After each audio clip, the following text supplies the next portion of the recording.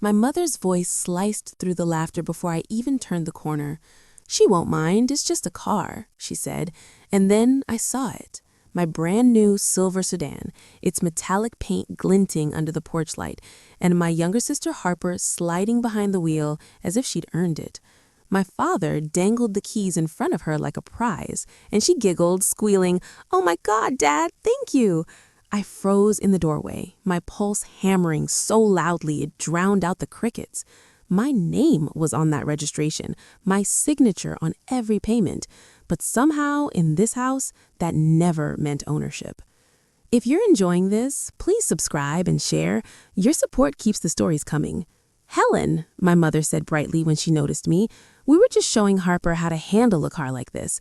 You're so busy with work, you don't even drive it much." Her tone was the same one she used when explaining why I didn't need a bigger bedroom as a kid, why Harper got the new iPhone first, why every family decision was for the best. Harper twirled the keychain between her fingers, that smug smile curling her lips. "I'll take good care of it," she said, like she was doing me a favor. My father nodded approvingly. "You can share, Helen. You always said family comes first."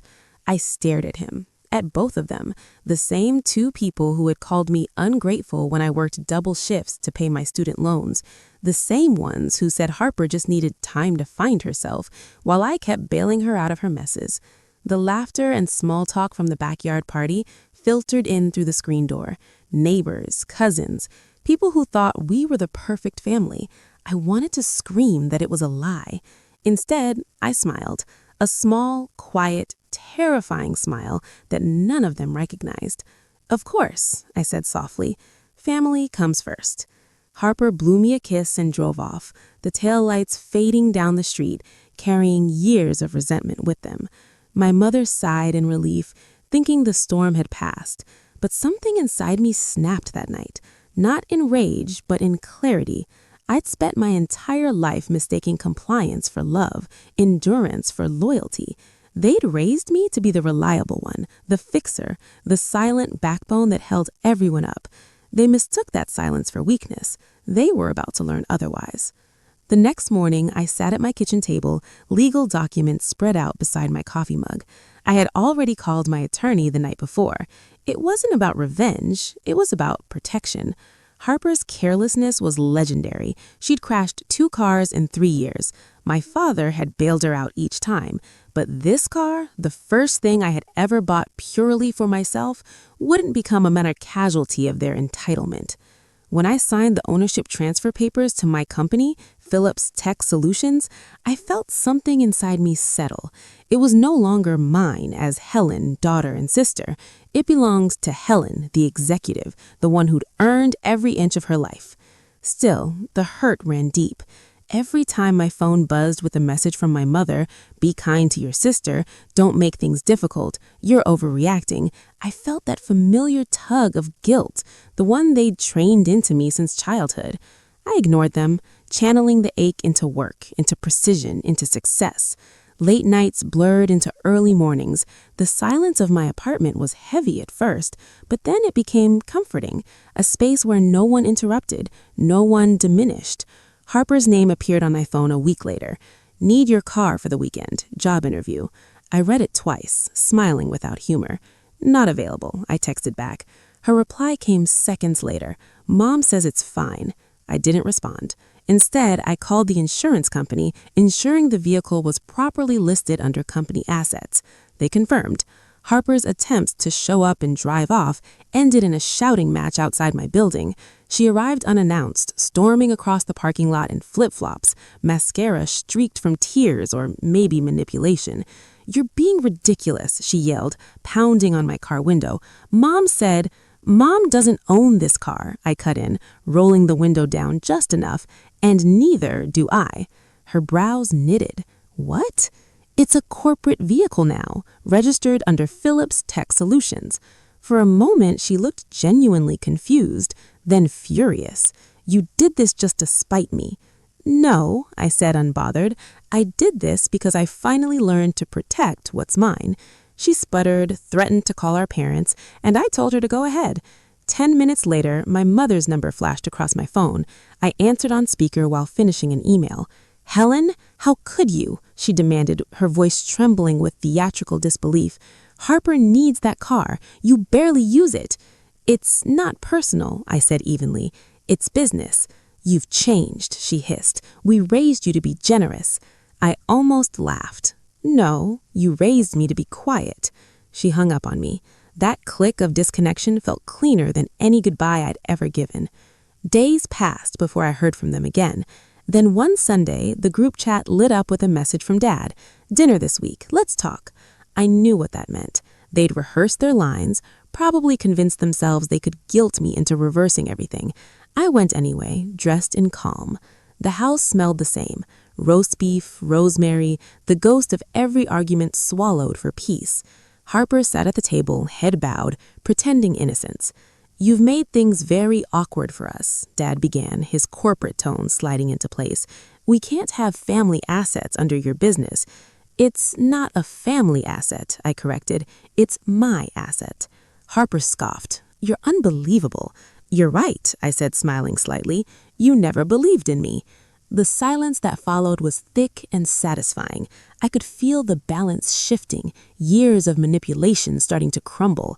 My father tried to recover, lecturing me about responsibility, unity, image, but the more he talked, the clearer it became. He wasn't protecting family, he was protecting control. I didn't argue, I didn't shout. I simply listened until his words lost meaning. When dessert came, apple pie, my favorite, my mother tried one last emotional push. "We just want what's best for everyone," she said softly. "Then maybe you should start believing everyone deserves their best," I replied, rising from the table. Harper's face twisted. "Where are you going?" "To finish what I started." I walked out before they could stop me. Back in my SUV, I gripped the steering wheel, breath shaking. The freedom was electric, terrifying, addictive. For the first time in 32 years, I wasn't reacting, I was leading. But as I turned onto the highway, my phone buzzed again, Dad's message flashing across the screen. "You'll regret this." The words glowed like a threat and a prophecy. I smiled in the darkness. "We'll see," I whispered, accelerating toward the city lights, unaware that the next call would change everything. The message from my father stayed on my screen long after I reached home, its glow burning like an old bruise that refused to fade. "You'll regret this." It wasn't a warning, it was a promise, the kind that kept me obedient all my life. I set the phone face down on the counter and stared at my reflection in the dark kitchen window, the city lights scattered like stars behind me. For the first time, I didn't feel small beneath them. The next morning, I threw myself into work, using the adrenaline of defiance to fuel every project, every pitch. My company thrived on precision and innovation, and for years, I had been the silent engine, the one who stayed late while others took credit. But now, something shifted. I began to speak up in meetings, to claim my ideas before anyone could echo them. My boss, Mr. Phillips, noticed. "You're on fire lately," he said during our quarterly review. "If you keep this up, I'll have no choice but to promote you." His grin was half joke, half promise, and for the first time in months, I smiled without restraint. Maybe standing my ground wasn't rebellion, it was reclamation.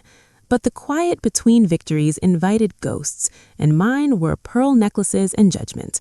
My mother's text returned first, guilt wrapped in politeness. "Your father's blood pressure is up. He's stressed about the car situation. Be the bigger person." Then came Harper, her messages alternating between pleading and venom. "You're seriously making me take the bus? How cruel can you be?"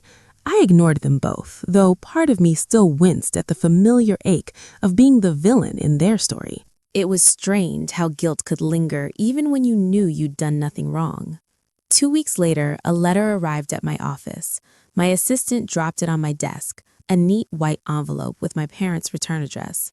Inside was a printed notice, formal, sterile, and absurd.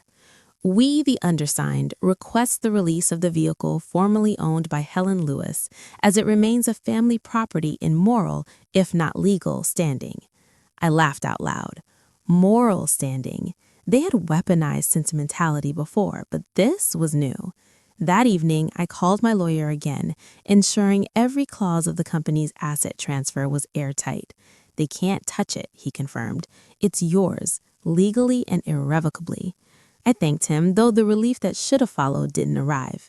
Instead, there was only exhaustion, the kind that seeps into your bones after years of fighting to be understood. On Friday night, Linda came over, carrying pasta and wine like a lifeline.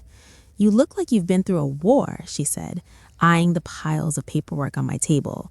"Family drama," I muttered. She didn't need more explanation. She'd witnessed enough over the years. The birthdays where Harper's tantrums became the main event. The holidays where my parents praised her for showing up late while I served dessert.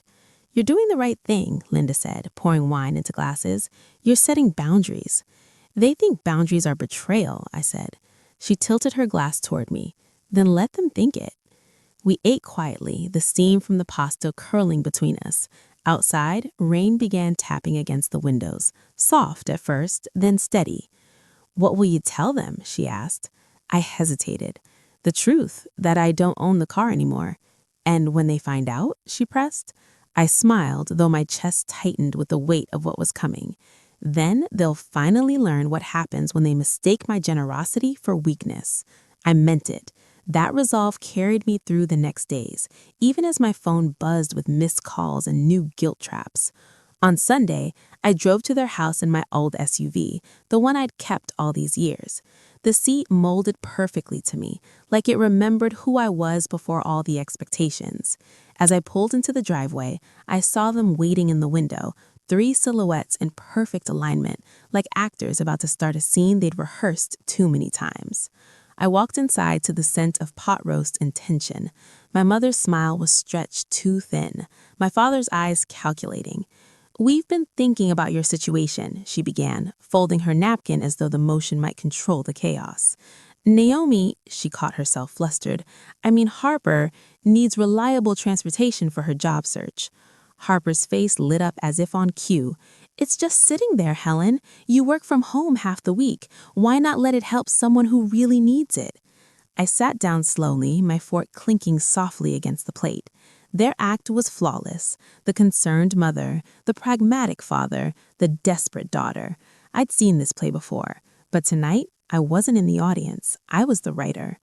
"We thought perhaps you could add Harper to your insurance," Dad said, tone firm, final, "just until she's back on her feet." Harper leaned in, eyes wide with practiced sincerity. "I'll be more careful this time, promise." I chewed, swallowed, waited for the right moment. When I finally spoke, my voice was steady. "That won't be possible." The room froze. My mother's hand paused mid-pour. "What do you mean?" I set my fork down and met her gaze. "I don't own that car anymore." Silence hit like a physical blow. "You sold it?" my father demanded. "Another impulsive decision, I see." I shook my head. "No, I transferred it to my company." Harper blinked, confused. "Your company? What does that even mean?" "It means," I said, reaching into my bag, "the car belongs to Philips Tech Solutions now. I use it for work purposes only." I placed a folder on the table, sliding it toward them. Inside were the official documents, signatures, seals, the full proof of autonomy. My father picked it up, scanning with disbelief.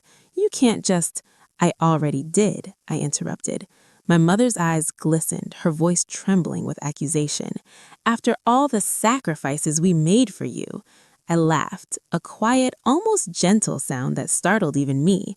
$600 a semester, that's what you paid for college. I remember, because I paid the rest. Harper slammed her hand on the table, her mask of calm cracking. "You've always been selfish, keeping score, holding grudges." "Would you like me to start listing the loans I gave you?" I asked softly. "The rent I covered, the textbooks I bought?" Her mouth opened and closed like a fish gasping for air. My father's face darkened. "This attitude, this independence, it's poisoning you." "No," I said, rising from my chair. "It's saving me." The silence after that was deafening. Even the clock in the hallway seemed to hesitate before ticking again. My father stood abruptly, his authority unraveling. "If this is how you treat family, perhaps you should reconsider your place in this family's future." The threat hung in the air like smoke. I tilted my head. "Are you threatening to cut me out of the will?" My mother gasped. "Your behavior suggests an unhealthy attachment to material things," she said, her therapist's voice surfacing, the same tone she used to analyze everyone but herself. I almost smiled. "I'm not attached to things," I said. "I'm attached to respect." I gathered my purse, my car keys, and my composure, every movement deliberate. "I love you," I told them, meaning it despite everything. But love has boundaries. Love respects. Love doesn't take without asking. I turned toward the door, my father's voice following me, trembling with something I'd never heard in him before, fear. "If you walk out that door, don't expect to come back." I paused, my hand on the knob. "Then I guess it's a good thing I stopped expecting." The night air hit my face like a baptism as I stepped outside, the weight of years sliding off my shoulders. The SUV started with a comforting rumble, steady and loyal. Through the rearview mirror, I saw their figures in the window, 3 people suddenly unsure of their power. For the first time, I felt no urge to explain myself. But as I turned onto the road, my phone buzzed again, this time from a message from an unknown number. Just 6 words that sent a chill down my spine. "We know what you did, Helen." The words glowed on my phone screen like a warning flare in the dark, and for a heartbeat, I almost believed he still had power over me. "We know what you did, Helen." My father's tone had always been his weapon, controlled, cold, designed to make me shrink. But that night, in the stillness of my new apartment with the rain tapping softly against the windows, something shifted. I didn't feel fear. I felt the slow, steady thrum of my own heartbeat reminding me I was free. I placed the phone face down on the counter, breathing through the tremor that tried to rise. They could know whatever they wanted. What mattered was that I finally knew myself. The next morning, sunlight spilled across the room, slicing through the gray that had clung to me for months. I drove my sedan through the city streets toward the firm where I'd worked quietly for years, the polished hood reflecting a future that finally belonged to me. At work, my manager called me into his office and my pulse quickened. For a second, the old fear crept in, that instinct to brace for criticism. But instead, he smiled. "You're being promoted," he said, sliding a folder across the desk. "Director of Accounts, you earned this." The words didn't sink in right away. I'd been invisible for so long that recognition felt almost dangerous, like sunlight after too much shadow. I thanked him, somehow keeping my voice steady, but inside, something broke open. As I walked out of his office, my phone buzzed again, this time from messages from Harper. "Mom says you stole from us. Dad's furious. He might come to your place." I closed my eyes and exhaled. The old Helen would have panicked, but the new one knew that panic only gave them what they wanted. I spent that weekend putting my documents in order, calling my lawyer, and finally locking the apartment door with a sense of calm control. If they wanted confrontation, they'd find I wasn't the same daughter who used to flinch under guilt.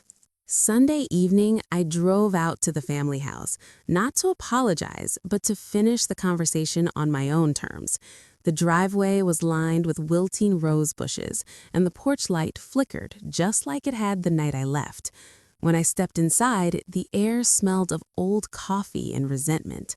My father sat in his usual chair, newspaper folded in his lap like a prop, while my mother hovered behind him, arms crossed. Harper leaned against the wall, phone in hand, eyes sharp. "You think you're so clever," my father started, "transferring ownership behind our backs. You humiliated your family." I kept my coat on, standing by the doorway like a visitor. "I didn't do it behind your backs," I said quietly. "I did it in front of your expectations." Harper scoffed, flipping her hair. "You always act like a victim. You could have just shared, Helen. That's what family does." "Sharing," I repeated, smiling faintly. "Funny how that word only means me giving and you taking." My father's jaw tightened, and for a moment I saw confusion flicker through his control. He wasn't used to my voice carrying that kind of weight. "You think money or a car makes you better than us?" he spat. "No," I said, meeting his eyes, "but respecting myself does." My mother looked away, as if the sentence itself burned. The silence that followed was heavy, the kind that used to crush me. Now it just hung there, powerless. I placed a stack of papers on the table, legal documents, ownership records, and a printed letter from the dealership. Everything's filed legally. I came to tell you there's nothing to fight about. I'm done. Harper's voice cracked with disbelief. You'd just walk away from your own family? I already did, I said. You just never noticed until I stopped serving you. I turned to leave, but my father's voice followed me, lower now, almost uncertain. Helen, we're in trouble. The mortgage, the loans, we thought maybe you'd help. I paused at the doorway, the same threshold where I'd once stood begging for approval. This time I felt no pity, only clarity. You called me selfish when I wanted boundaries, I said. Now you call me heartless because you need help. Maybe it's not me that changed. Maybe it's the way you see worth. My mother whispered, Helen, please. And for the first time, I heard something in her voice that sounded like regret. I took a breath and softened just enough to meet her halfway. I'm not here to punish you, I said. I'm here to protect what I built. If you want help, it'll be by contract. Clear terms, no guilt. My father said nothing. Harper stared at me like I was a stranger. Maybe I was. I left the papers on the table and walked out into the crisp evening air, the weight of years slipping off my shoulders with every step. When I reached my car, I looked back once, not at them, but at the house that had shaped me. Its lights glowed faintly through the windows, familiar and distant all at once. I realized I didn't hate them, I just didn't owe them my silence anymore. The rain started again, soft at first, then steady, like the world washing itself clean. I got in, started the engine, and drove toward the city lights spreading ahead like a promise. For the first time, I didn't feel like I was running away. I was simply moving forward. The next few weeks unfolded like a test of everything I had learned about strength. My family didn't reach out again, at least not directly, but small ripples of their disapproval kept showing up. Mutual relatives sending me concerned messages, Harper posting cryptic rants online about betrayal, and my father leaving a voicemail that started with anger and ended in something closer to exhaustion. For the first time in my life, I didn't rush to fix it. I deleted the messages and went on with my day. My promotion turned out to be more than a title. It was the start of something bigger. I was suddenly leading meetings, making decisions that mattered, and hearing my name spoken with respect instead of pity. It was strange how quickly the world expanded once I stopped waiting for permission to belong in it. The sedan became my quiet partner in all of it. Morning drives through misty streets, late nights when the city glittered against the windshield, a space that felt like mine in every sense. Sometimes I'd catch myself remembering the night they tried to take it away, and I'd smile, not out of bitterness, but gratitude, because if they hadn't crossed that line, I might never have drawn my own. Then, one afternoon, while leaving the office, I saw Harper waiting by my car. She looked different. Tired, makeup smudged, her confidence dimmed. For a second, my chest tightened with the old instinct to comfort her. But then I saw the look in her eyes, and it wasn't remorse, it was calculation. Hey, she said, forcing a small laugh. Long time. Can we talk? I unlocked the car, but didn't invite her in. About what? About Mom and Dad. Things are bad, Helen. The house might go. They're saying you've turned your back on them. I studied her face, searching for sincerity. Did you come here to ask for help or to make me feel guilty? She hesitated just long enough for me to know the answer. You don't understand. They're desperate. You have money now, and— Stop, I cut in, my voice sharper than I intended. You always say that like it's a crime to have something earned. She blinked, maybe surprised by my tone. You think I had it easy? She snapped. Mom and Dad always compared me to you, the golden child who never messed up. I almost laughed at the irony. You got my things, my effort, my peace. I got their expectations. Don't rewrite history, Harper. Her eyes softened just for a second. Maybe we both got hurt, she murmured. It was the closest thing to honesty I'd ever heard from her. For a heartbeat, I wanted to believe her. Then her phone buzzed and I saw Dad's name flash across the screen.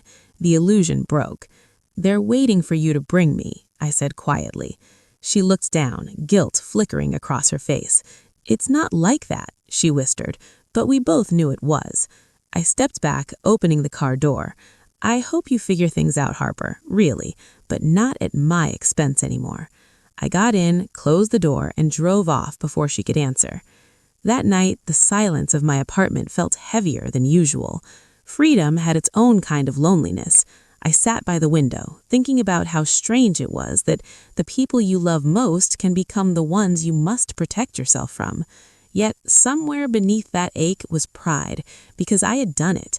I had chosen myself. The next morning, I got a call from my lawyer. "They've reached out," he said. "Your parents want to discuss the terms you mentioned, the financial help under contract." I exhaled slowly. "Set it up." A week later, I sat across from them in a neutral office, a mediator present. My father looked smaller somehow, his erosiveness eroded. My mother's eyes were red. Harper wasn't here this time. "We accept your offer, finally," my father said, voice rough. "We'll sign whatever you want." I nodded and slid the papers forward. "This isn't revenge," I said softly. "It's clarity. You'll get help, but the emotional debt ends here." My mother nodded, tears spilling down her cheeks. "We didn't realize what we were doing. We thought love meant control." "It never did," I said. For the first time, she looked at me like she truly saw me, not the quiet daughter or the easy one, but a person. When they signed, something inside me loosened. Not triumph exactly, just release. After the meeting, I walked out into the cool air feeling weightless. The city was buzzing. Horns, voices, the rhythm of a world moving forward. My phone buzzed with a new message, this time from Harper. "You win. Hope you're happy." I stared at it for a while before replying, "I'm finally free." No anger, no pride, just truth. That night, as the city lights flickered across my apartment walls, I realized the power of silence wasn't about retreat, it was about choice. For years, my voice had been buried under their noise. Now it was steady, unshaken, mine. 6 months later, success no longer felt like a shield. It felt like skin that finally fit. My days moved with purpose. Morning coffee steaming beside new contracts, my name on executive memos, my ideas shaping entire departments. Yet the real victory was quieter. I woke without the old knot in my chest, without rehearsing excuses for being myself. The company car, once a symbol of defiance, had become part of my daily rhythm, the hum of its engine blending with a life that finally belonged to me. Then came the evening that tied everything together. Our firm hosted its annual gala downtown, the kind of polished event where chandeliers gloomed and people traded business cards like currency. I'd been chosen to deliver the keynote speech about leadership and integrity. Standing backstage, I caught my reflection in the mirror, the same face that once flinched under her father's disappointment, now calm, confident, unafraid. When they announced my name, applause filled the hall. I stepped into the light, and for a moment, the room blurred into memory. The dining table where I once sat small and voiceless, the sound of keys being taken from my hand.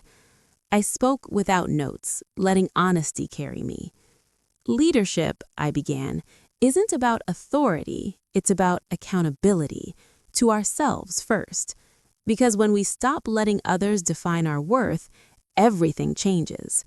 The crowd listened, the silence deep and respectful. As I finished, people rose to their feet. Flashes from cameras lit the room. Somewhere in that sea of faces, I spotted my mother near the back, clutching a small purse, eyes glassy. Harper stood beside her, dressed simply, her posture uncertain. I hadn't invited them, someone else must have. For a heartbeat, I froze, the old instinct to shrink clawing at me. Then I smiled and nodded once in acknowledgement before walking off stage to a storm of applause. I didn't need their approval anymore, but something inside me healed just seeing them there. After the event, I found them waiting near the exit. My mother reached for me first. "You were incredible," she whispered, voice trembling. "We're proud of you, Helen." It wasn't an apology, but it was enough. Harper stepped forward next, eyes red. "I got a steady job," she said, almost shyly. "Marketing assistant. I used some of your old notes." I smiled. "Good. Maybe now we'll both build something that's ours." For a moment, the three of us stood together in the soft hum of conversation around us. Fragile but real. No grand reconciliation, no tears, just quiet understanding that growth sometimes means letting old versions of each other die. As they left, my father appeared from behind them, slower, older. "You spoke like someone who owns her life," he said. "I hope you know that's what I wanted for you all along." I met his gaze, steady. "Then you got it." He nodded once, as if conceding a battle long overdue, and walked away. Later that night, I drove through downtown, city lights reflecting off the hood of the sedan. The same car that once tore my family apart, now carrying me home in peace. At a red light, I rolled down the window, letting the cool air wash over me. My phone buzzed with a message from my assistant. "Congratulations, EVP Phillips, you nailed it." I laughed softly. The title didn't define me, but it was proof of everything I'd built when no one believed I could. I pulled into my apartment garage and sat there for a while, engine ticking, the night quiet except for my heartbeat. In the rearview mirror, my eyes looked the same, but saw differently. The girl who once equated love with obedience had vanished. In her place was a woman who understood that boundaries weren't walls, they were doors she finally learned to close from the inside. A few days later, I met my friend Jenna for brunch. Sunlight poured through the cafe windows, glinting off silverware. "You look lighter," she said, stirring her coffee, "like you finally stopped fighting ghosts." I smiled. Maybe I did, or maybe I just realized I can love people without losing myself. She raised her glass. "To peace that lasts longer than guilt." I clinked mine against hers, the sound crisp and bright. Across the street, a young woman helped her mother into a car, their laughter echoing faintly. It didn't sting anymore. It just reminded me that families are complicated, but healing doesn't require their permission. That evening, I stood on my balcony watching the sunset bleed into gold, the city stretching endlessly ahead. My phone buzzed again, this time a simple message from my father. "Dinner next Sunday? Just us?" I typed back, "I'll think about it." And I meant it. Forgiveness wasn't surrender, it was a choice I could make on my timeline. Below, the sedan gleamed in the fading light, the company logo catching the sun like a badge of survival. It no longer symbolized what they took, it symbolized what I reclaimed. I leaned against the railing, breathing in the quiet hum of a life rebuilt. For the first time, I wasn't chasing approval or running from pain. I was simply here, whole and unborrowed. When I finally turned back inside, my reflection in the sliding glass door caught my eye. I smiled, not the kind of smile I used to wear, but one that came from somewhere deeper. The world outside was still messy, unpredictable, unfair, but I'd stopped needing it to be kind for me to be strong. Success wasn't the applause at the gala or the new title on my door. It was this, the ability to look at everything I'd survived and still choose softness over spite, boundaries over bitterness. The car keys glinted on my counter as I picked them up, tracing the metal grooves with my thumb. Once they'd been a symbol of everything I couldn't keep. Now they were proof of everything I'd learned to own. I turned off the lights, ready for morning. And as the city settled into sleep around me, one truth echoed clear as the engine's quiet purr. Sometimes power isn't about taking control, it's about never handing it over again.